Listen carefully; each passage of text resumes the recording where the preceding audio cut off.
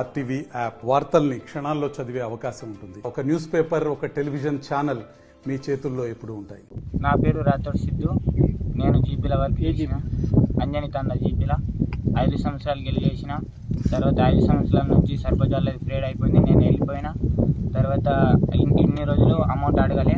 నిన్న అడిగితే ఏమో మేడం నీది అసలు వర్క్ చేయలేదని చెప్పింది. అయితే నేను చేసిన మేడం, ఫొటోస్ కూడా ఉన్నదని నేను చెప్తే, తర్వాత మేడంకి అడిగితేమో మేడం నువ్వు ట్రాక్టర్ తీసుకోపో, ఏమైనా చేసుకో, నేను పైసలు ఇవ్వని చెప్పింది.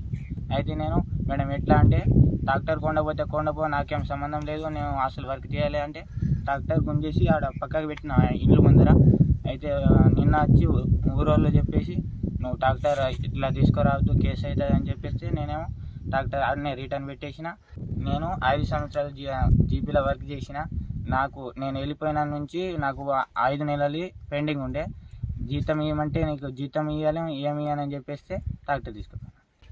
నిన్న ఏమో మేడం పోయి కేసు వేసింది. మేడం గారు మాకు డబ్బులు రాలేమని పిల్లగాడు అడిగితే వేరే ఊరు నుంచి ఇక్కడ పనిచేసే జీతాలకు పెట్టింది కదా, అందుకోసం ఆయన ఏమన్నాడంటే, మేడం మాకు డబ్బులు ఎట్లా అంటే నువ్వు ట్రాక్టర్ కూడా పోయి నీళ్ళు కూడా అప్పుడు డబ్బులు వచ్చావు, మా బండి మాకు ఇచ్చా అంటే నాకు ఫోన్ చేసి ఇట్లా అంటుండే. నాకంటే మేడంది కాదు, వాళ్ళది కాదు, అది గ్రామ పంచాయతీ బండి అవు, అట్లా ముట్టద్దు అంటే మళ్ళీ తెచ్చి పెట్టేసి అట్లా సమజో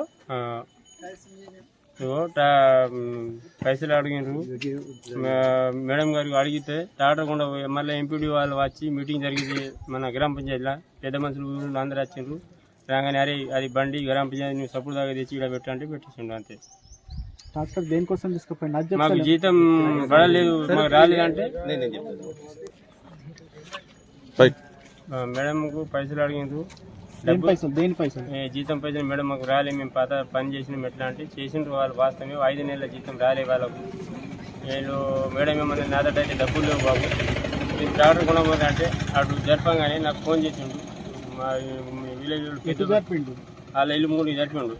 అయితే నేనన్నా దానికి బండి మూగాలే, జరపంగానే అటు ఇటు రాజులేసిండు. మళ్ళీ నేను రిటర్న్ అన్నా తిట్టినారే, బండి ముట్టద్దు, గవర్నమెంట్ బండి అవు, సపోర్ట్గా ఉండి ఏమైనా ఉంటే మాట్లాడాలంటే ఎంపీ వాళ్ళు అందరు వచ్చారు. గ్రామ పంచాయతీలో కూర్చున్న సర్పంచ్లకు పిలిచిన, మరి మీ పీరియడ్లో జరిగింది వాస్తవమే, ఇది పిల్లల జీతం రాలే, ఎట్లా ఇది వాళ్ళు మూరి తీసేటోళ్ళకు వాళ్ళకు జీతం ఇవ్వకుండా ఎట్లా అంటే తిట్టంగానే మళ్ళీ అందరు కలిసి చెప్పగానే బండి తెచ్చి రిటర్న్ పెట్టేసింది. అంతా అయిపోయింది క్లియర్. వద్దు మేడం ఏదో జరుగుతుంది తెలియని పిల్లలు అయిందచ్చు, సపోర్ట్గా కాకుండా మేము మెప్పియంగానే సపోర్ట్గా కాకుండా ఎంపీడీ వాళ్ళు అందరూ వచ్చి మేడం కూడా మళ్ళీ కేసు పెట్టారు అంతే.